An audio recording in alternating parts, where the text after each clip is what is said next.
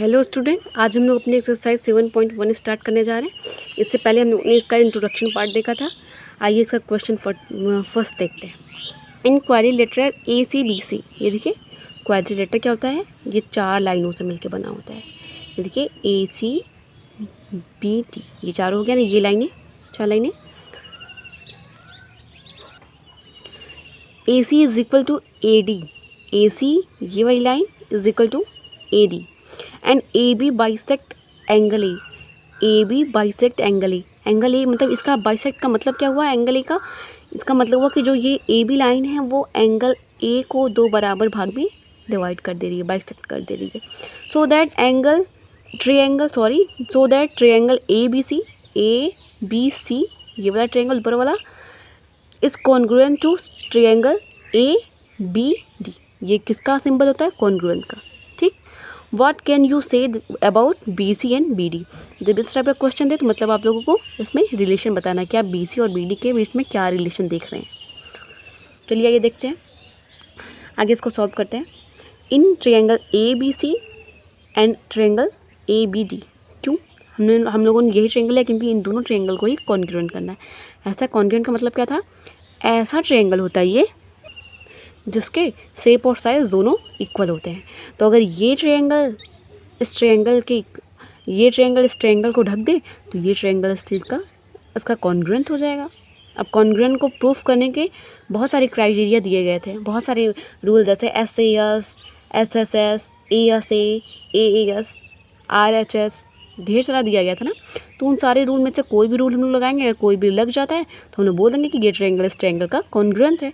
ये देखते हैं, इन ट्रायंगल ABC एंड ABD दोनों ट्रायंगल को लेते हैं। AC is equal to AD जो कि दिया हुआ है, इसमें गिवन है। एंगल एंगल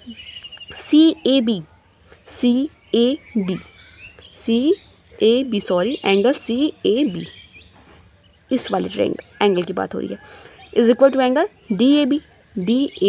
क्यों, क्योंकि जो AB है अभी क्वेश्चन में ऊपर दिया हुआ था कि AB जो लाइन है वो एंगल A को बाइसेक्ट कर रही है, मतलब 2 बराबर एंगलों में डिवाइड कर दे रही है, तो इक्वल हो जाएगा वो दोनों एंगल। और AB कॉमन है, मतलब AB इस वाले ट्रायंगल, ये वाला ट्रायंगल बन रहा है इसमें भी AB है, और जो ये वाला ट्रायंगल बन रहा है इसमें भी AB है, तो कॉमन हो गया AB। तो इस तरीके से हम बोल सकते हैं कि देखिए इसकी 2 साइडें इक्वल हैं, एक ये साइड इक्वल है और ये साइड इसके इक्वल है, और ये साइड तो कॉमन, ये इक्वल ही है दोनों, और ये एंगल भी इक्वल है। तो SAS रूल से ये दोनों ट्रायंगल जो हैं कॉन्ग्रुएंट हुए। तो हम लोग लिख देंगे कि triangle ABC is congruent to triangle ABD by SAS rule. और देखिए BC, जब ये एक दूसरे के कॉन्ग्रुएंट होंगे तो ये जो BC है वो BD की इक्वल हो जाएगा CPCD रूल से। तो इस तरीके से ये सॉल्व हो गया। इस सेकेंड क्वेश्चन देखते हैं। दूसरा क्वेश्चन देखिए, ABC is quadrilateral in which AD is equal to BC। ये देखिए ABCD एक क्वाड्रिलेटरल है जहाँ पे जो AD है वो BC के इक्वल है, ये लाइन है, ये लाइन इस लाइन के इक्वल है। एंड एंगल DAB, ये जो एंगल है, ये जो एंगल टोटल एंगल है वो एंगल CBA के इक्वल है, वो एंगल CBA मतलब इस एंगल के इक्वल है। ये दोनों एंगल आपस में इक्वल है। प्रूव दैट कि एंगल जो ट्रायंगल ABD है, ये जो ट्रायंगल टोटल ट्रायंगल है वो BAC इस ट्रायंगल का कॉन्ग्रुएंट है। ये ऊपर वाला ट्रायंगल इस ट्रायंगल के कॉन्ग्रुएंट है, ये हम लोग को प्रूफ करना है। और दूसरा क्या दिया हुआ है कि BD is equal to AC, BD is equal to जो ये BD लाइन है वो AC लाइन के इक्वल है। तीसरा क्या है कि एंगल ABD ये बस ये वाला एंगल BAC इस वाले एंगल के इक्वल है। ये देखिए, सबसे पहले फर्स्ट पढ़ लेते हैं कि देखिए सबसे पहले प्रूफ करते हैं। ये जो ट्रायंगल दिया हुआ उन ट्रायंगल को लेते हैं। सबसे पहले इन ट्रायंगल ABD ये वाला ऊपर वाला ट्रायंगल एंड BAC ये वाला triangle. AD is equal to BC, देखिए गिवन है हम लोग को कि जो ये AD लाइन है वो BC लाइन के इक्वल है। अभी उसी जितना भी हम लोग को रूल बताया गया था SAS, SSS, ASA करके, उन सभी में से कोई भी अगर एक फॉलो हो जाता है तो ये हो जाएगा कॉन्ग्रुएंट। देखते हैं कोई फॉलो होता है। अब देखिए ये लाइन तो इक्वल ही हो गई, B A D is equal to B C हो गया, एक तो हो गया इक्वल। दूसरा देखिए एंगल डी ए बी, ये जो एंगल डी ए बी ये वाला एंगल है इस वाले एंगल के इक्वल है, ये भी दिया हुआ है इसमें, दो चीज़ एंगल भी इक्वल हो गया। ए बी और is equal to B A B is equal to B ये इज इक्वल टू बी, क्योंकि ये देखिए इस वाले ट्रायंगल में भी ये लाइन है और इस वाले ट्रायंगल में भी ये लाइन है, दोनों लाइन कॉमन है, तो ये हो जाएगा इक्वल हो जाएगा। तो इस तरीके से एस रूल से देखिए साइड और साइड एंगल, तो साइड एंगल साइड से ये इक्वल हो जाए, कॉन्ग्रुएंट हो जाएगा। तो हम लोग लिख सकते हैं triangle A B D is congruent to triangle B A C. इस तरीके से ये हो गया। आगे सेकंड देखते हैं इसका। अब देखिए B D is equal to A C, B D is equal to A C, कैसे ए सी हो जाएगा?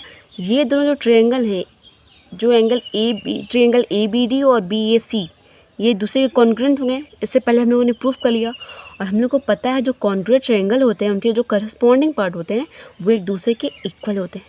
तो CPCT के अकॉर्डिंग ये जो B D is equal to A C हो जाएगा। इसी तरीके से देखिए तीसरा वाला क्या होगा, angle A B D is equal to angle B A C, कैसे? CPCT रूल से, ठीक। अब आइए थर्ड क्वेश्चन देखते हैं।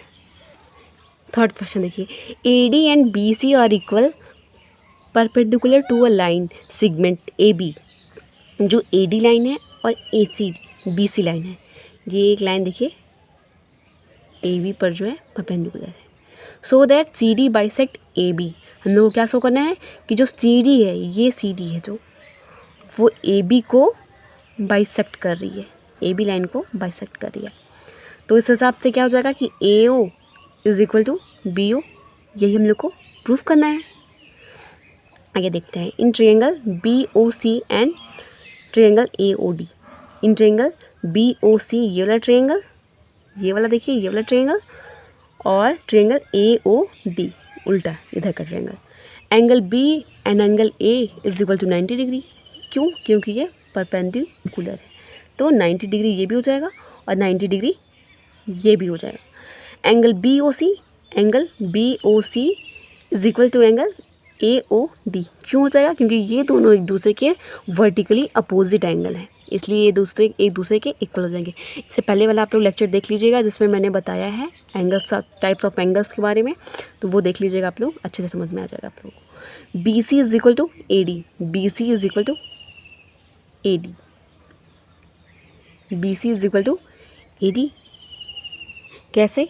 क्योंकि यहाँ पे देखिए लिखा हुआ है कि AD and BC are equal, ये तो गिवन है हम लोगों को। और आगे देखिए तो इस तरीके से क्या हो जाएगा, देखिए यहाँ पे एक एंगल भी इक्वल हो गया, यहाँ पे भी एक एंगल इक्वल हो गया, मतलब दो एंगल इक्वल हो गए और एक साइड इक्वल हो गई। तो triangle BOC is congruent to triangle AOD by AAS angle side rule.